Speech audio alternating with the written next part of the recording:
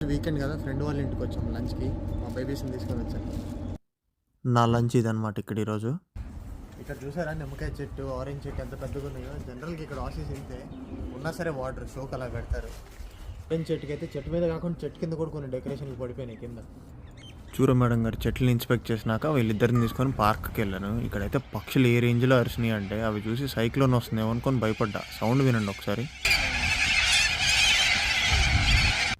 ఆ సౌండ్స్కి పొట్టు దాని గుండె గజ్జుమన్నది, ఇంకా పరిగెత్తుకుంటూ వచ్చింది. ఇంకా అలానే కోలాన్ని ఫెచ్ ఆడిపించి రోజంతా టైర్డ్ అయిపోయేలా చేశాను. ఇంకా దీంతో ఆడి ఆడి నేను అలసిపోవటం కానీ ఇది మాత్రం అలసిపోదు. అలానే పక్కన చిన్న లేక్ ఉంటే అందులో స్వాన్స్ దగ్గరికి తీసుకెళ్ళాను. లీష్ లేకపోతే దూకేస్తుంది బండదైతే వాటర్లోకి.